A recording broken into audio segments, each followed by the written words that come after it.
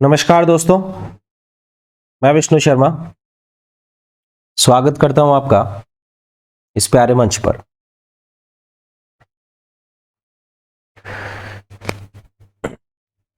आज का टॉपिक है अपना निजी मैजिकल। निजी मैजिकल फर्स्ट ग्रेड में भी है, जो एक पोएम है नाइट ऑफ द स्कॉर्पियन नाम से।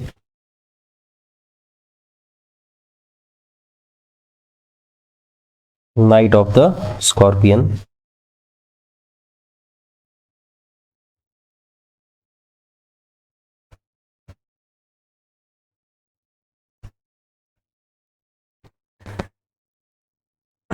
और अपने हैं सेकंड ग्रेड में मेजर इंडियन राइटर्स नाम से निजी मैजिकल। तो थोड़ी सी लाइफ हिस्ट्री अपने को इनकी पढ़नी है, और मेनली तो जो मेजर वर्क्स हैं इनके वो पढ़ने हैं, इंपॉर्टेंट वर्क्स, उन वर्क्स की थीम और उन वर्क्स में एक दो कैरेक्टर, क्या इंपॉर्टेंट कैरेक्टर रहे, कौन कौन से इंपॉर्टेंट कैरेक्टर रहे, इन चीजों पर बात करनी है। चलिए शुरू करते हैं। Nissim Ezekiel. Nissim Ezekiel was born on December 16, 1924 in Bombay. 16 दिसंबर 1924 को जन्म लिया इन्होंने मुंबई में, जो अब मुंबई है, पहले बॉम्बे था। उनके पिताजी क्या थे? प्रोफेसर थे। किसके? बॉटनी के प्रोफेसर थे। किसके प्रोफेसर थे? बॉटनी के प्रोफेसर थे। कहां पर थे? विल्सन कॉलेज में। उनकी मां थी principle of her on school, खुद का स्कूल चलाती थी। दे बिलोंग्ड, पूरा एजिकल परिवार जो था कहां से बिलोंग करता था? मुंबई के मराठी बोलने वाली ज्यूइश कम्युनिटी से, जिसको कि क्या कहा जाता है, इनकी कम्युनिटी को क्या बोला जाता है? बेने इजराइल। क्वेश्चन बन सकता है तो याद रखेंगे आप। मराठी स्पीकिंग फैमिली थी और नॉन एज बेने इजराइल। बेने इजराइल। आगे बात करें, 1947 में एजिकल ने बीए किया लिटरेचर में। Ezekiel did BA in literature and went to England, यानी लंदन चले गए पढ़ने के लिए। क्या पढ़ने के लिए गए लंदन? फिलॉसफी पढ़ी। कौन सी कॉलेज में? बिर्कबेक कॉलेज लंदन में। प्रोफेसर बने इंग्लिश के बॉम्बे यूनिवर्सिटी में, और प्रोफेसर बने लीड्स यूनिवर्सिटी में 1964 में।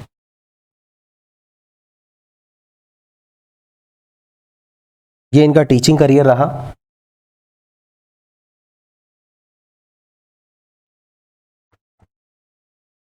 इनकी डेथ हुई थी जनवरी 9, 2004, 9 जनवरी 1904 को।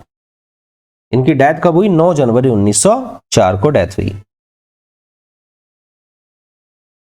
चलिए आगे बढ़ते हैं। निजिम एजिकल इज अक्लेम्ड, फेमस हैं, जाने जाते हैं। किस नाम से जाने जाते हैं? The father of post independence Indian English verse. Post independence Indian English verse के फादर इनको कहा जाता है।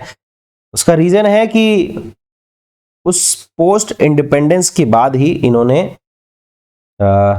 इंडियन इंग्लिश पोइट्री में मॉडर्निटी को शुरू किया। इन्होंने लव के बारे में बात करी, इन्होंने सेक्स के बारे में बात करी, वुमेन्स के बारे में बात करी, विमेन के बारे में बात करी, मैन वुमेन रिलेशनशिप के बारे में बात करी। काफी सारी बातों को लेकर, यानी पूरी मॉडर्निटी को इन्होंने फॉलो किया। इसलिए इनको कहते हैं कि he started modernity in Indian English poetry. इसलिए इनको कहा जाता है the father of post independence Indian English verse. जिन पॉइंट्स पर दूसरे पोइट्स नहीं बोलना चाहते थे, उन पॉइंट्स पर कौन बोलते थे? निजिम एजिकल बोलते थे या लिखते थे।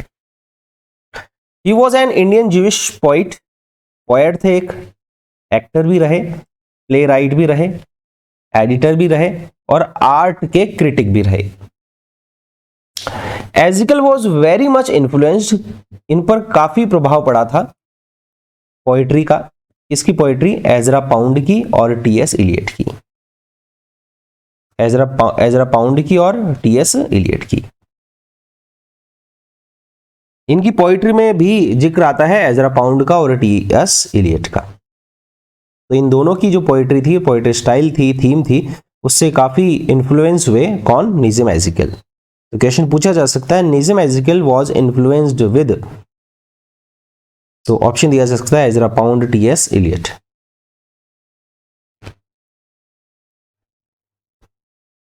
जैसे मैं अभी ऊपर बात कर रहा था, जो मेजर थीम्स हैं एजिकल्स की पोइट्री की, क्या क्या थीम होती थी? लव पर लिखते थे, सेक्स पर लिखते थे, मैन विमन रिलेशनशिप पर लिखते थे, लोनलीनेस अकेलेपन पर लिखते थे, लस्ट पर लिखते थे, और पॉलिटिकल पॉम्पोसिटी। पॉलिटिकल पॉम्पोसिटी से यहां पर मतलब है पॉलिटिकल, जो उस टाइम की राजनीतिक व्यवस्था थी या उसका बहुत ज्यादा बड़ा चढ़ा रूप उस टाइम था, मतलब बहुत ज्यादा प्रशंसा वाली जो चीज थी उस पर लिखते थे। ह्यूमन फॉइबल्स पर लिखते थे और अर्बैनिटी पर लिखते थे। अर्बन पोएट थे, खुद बॉम्बे के पोएट थे, इसलिए इनको अर्बन पोएट भी कहा जाता है। A poet of the city Bombay, और ये भी कहा जाता है इनको a poet of the city Bombay, Bombay शहर के कवि, इस नाम से भी इनको जाना जाता है। पहली पॉइंट पर बात करते हैं इनकी, goodbye party for miss Pushpa sorry, goodbye party for miss Pushpa, T S. आपने ये एमए में पढ़ी होगी, राजस्थान यूनिवर्सिटी के जो बच्चे हैं उन्होंने एमए में पढ़ी होगी। एक सोशल सटायर है ये, यानी मैं कह सकता हूं कि एक इंडियन इंग्लिश जो कल्चर है कि इंडियंस कैसे इंग्लिश बोलते हैं, कैसा उनका प्रोनाउंसिएशन होता है, कैसा उच्चारण होता है, किस तरह से वो बोलते हैं, फ्लुएंसी कैसी होती है, आर्टिकुलेशन कैसा होता है, कैसे मुंह से इंग्लिश निकलती है, तो कैसा सुनाई देता है, इन सारी चीजों के बारे में ये पोएम है। तो ये जो पोएम है, it is social satire in which he has treated ironical affections. जो भी अफेक्शंस यानी जो भी स्नेह है, यानी जो भी रिलेशनशिप इसमें बताए हैं वो आयरनिकल है, और mainly wrong use of English of Indian sahibs और मैम साहिब्स। जो इंडियन साहिब्स है और मैम साहिब्स हैं वो अंग्रेजी बोलते तो हैं लेकिन गलत बोलते हैं, प्रोनाउंसिएशन भी ठीक नहीं होता है। ये पोएम जो है, मिस पुष्पा जो है फॉरेन जा रही है, 2 और 3 दिन बाद फॉरेन जा रही हैं, तो उनको फेयरवेल देने के लिए, विदाई देने के लिए पोएम बोली जाती है। एक पार्टी ऑर्गेनाइज की जाती है मिस पुष्पा के लिए, और कवि जो है इस पोएम में the quality of her heart, quality of her heart, जो मिस पुष्पा है उनके दिल की जो क्वालिटी है, इंटरनली भी और एक्सटर्नली भी उनकी प्रशंसा यहां पर की जाती है कि किस तरह से उनका दिल साफ है, अच्छा है, उनका व्यवहार कैसा है, इन सारी चीजों पर बात की जाती है। ठीक है, ये हो गई एक पोएम की बात। दूसरी पोएम है एंटरप्राइज, जिसके लिए इनको साहित्य अकादमी अवार्ड मिला था 1983 में। कब मिला था? 1983 में मिला था। सॉरी, इसके लिए नहीं मिला, एंटरप्राइज के लिए नहीं मिला, वो मिला था लेटर डे साल्म्स। ठीक है, एंटरप्राइज तो इनकी लवलीएस्ट पोएम मानी जाती है, यानी अच्छी पोएम मानी जाती है। Enterprise is one of the loveliest lyrics of Ezekiel, it is collected in his volume. ये क्वेश्चन पूछा जा सकता है, एंटरप्राइज जो है कौन सी वॉल्यूम में कलेक्ट की गई थी, कौन सी वॉल्यूम में थी, कौन से कलेक्शन में थी? उस कलेक्शन का नाम है the unfinished man, the unfinished man, जो कि 1960 में लिखा गया था। इस कलेक्शन में कितनी पोएम से पूछा जा सकता है? तो 10 अच्छी अच्छी पोएम्स इसमें है।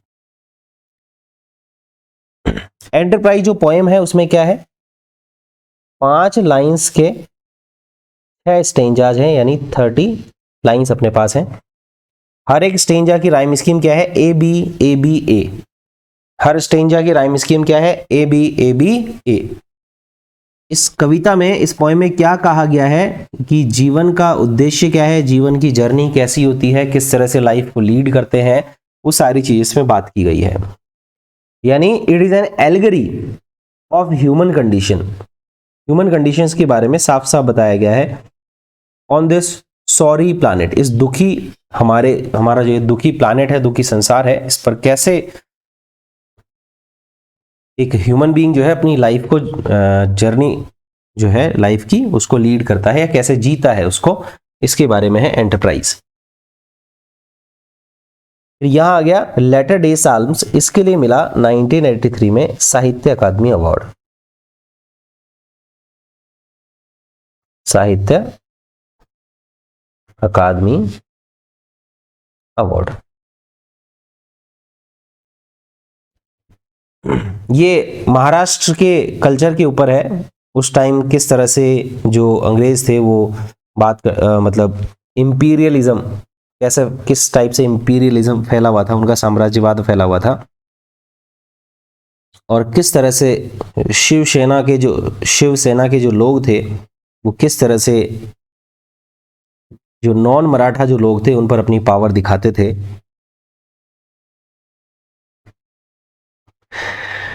ठीक है, इसके बारे में है लेटर डे साल्म्स। उसके बाद इन्होंने 4 प्लेज मेनली अपने पास हैं जो लिखे हैं, जिनको मैंने अपने नोट्स में यहां पर लिया है। नलिनी, मैरिज पोएम और द स्लीप वॉकर, 3 को मैंने लिया है। तीनों के कैरेक्टर के बारे में मैंने थोड़ा बहुत यहां पर बताया है। नलिनी जो है उसमें 3 कैरेक्टर है, भरत है, राज है, नलिनी है। नलिनी पेंटिंग्स बनाती है, भरत और राज क्या करते हैं, एडवर्टाइजमेंट के एग्जीक्यूटिव रहते हैं, तो वो क्या करते हैं, एक अच्छा बड़ा शो करते हैं नलिनी की पेंटिंग्स का, यानी इसकी पेंटिंग्स को आगे बढ़ाने का काम करते हैं, एडवर्टीजमेंट इसका करते हैं। मैरिज पोएम जो प्ले है ये है प्यार की कमी के बारे में, कि किस तरह से टोटल एब्सेंस ऑफ कंपेनियनशिप रहती है लोगों के जीवन में। इसमें 2 कपल्स के बारे में बात करी गई है, माला और नरेश। माला और नरेश, और एक मालती और रंजीत। इनके जीवन में हमेशा क्राइसिस सा रहा, फ्रस्ट्रेशन रहा, यानी प्यार की कमी रही। इन चीजों पर बात की जाती है मैरिज पोएम में। द स्लीप वॉकर, यह है इंडियन फैसिनेशन। भारतीय जो लोग हैं वो बहुत जल्दी आकर्षित हो जाते हैं अमेरिकन कल्चर के प्रति, वेस्टर्न सभ्यता के प्रति, वेस्टर्न चीजों के प्रति। ये एब्सर्डिटी पर प्ले है, एब्सर्ड प्ले है हम इसको कह सकते हैं। इसमें मजाक उड़ाया जाता है कि कैसे ऑब्सेशन है, यानी कैसे एक लत सी है वेस्टर्न चीजों की भारतीयों को। फिर बात की जाती है कि इनकी पोइट्री के जो कलेक्शन है उनका क्या नाम है और उनकी एज, मतलब कौन से टाइम पर वो लिखे गए थे। ये क्वेश्चन आपको मैचिंग जब करवाए जाते हैं तो इस तरह से क्वेश्चन पूछा जाएगा, तो ध्यान रखना है, डेट वाइज बिल्कुल याद करना है। अ टाइम टू चेंज सबसे पहला 1952, उसके बाद 60 कविताएं 1953, यानी 60 पोएम्स नाम है, मैं तो याद करवा रहा हूं।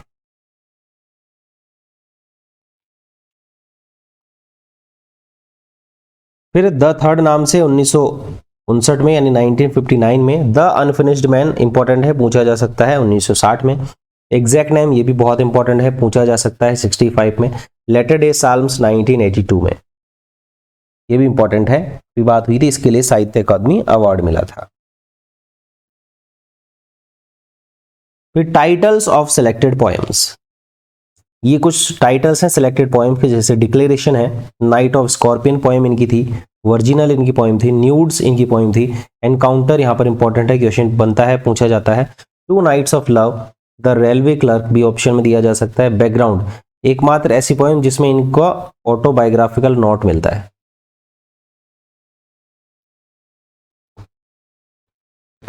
ठीक है, इसमें बात करते हैं ये कि चाइल्डहुड में इनके साथ कैसा ट्रीटमेंट होता था। ठीक है, बचपन की यादों के बारे में लिखा है। बैकग्राउंड कैजुअली पूरा नाम है इसका, बैकग्राउंड कैजुअली। फिर poem of separation, the couple the visitor, the couple the visitor भी ऑप्शन में कई बार दिख जाते हैं। साहित्य अकादमी अवार्ड मिला 1983 में फॉर लेटर डे साल्म्स। पद्मश्री मिला 1988 में, ये इनके अवार्ड्स थे। इनकी पोएम्स के बारे में हमने बात करी, अवार्ड्स के बारे में बात करी, इनके बारे में बात करी, जो मेजर इनके वर्क्स हैं उनकी थोड़ी बहुत हमने डिटेल भी पढ़ी। तो नोट्स कुल मिलाकर अच्छे नोट्स हैं, निजी म्यूजिकल के लिए बहुत अच्छे नोट्स हैं। अच्छे से इनको पढ़ेंगे, वर्क्स को याद करने की कोशिश करेंगे, बिना देखे बार बार लिखेंगे तो याद हो जाएगा। ठीक है, मिलते हैं नेक्स्ट क्लास में। थैंक यू सो मच, धन्यवाद।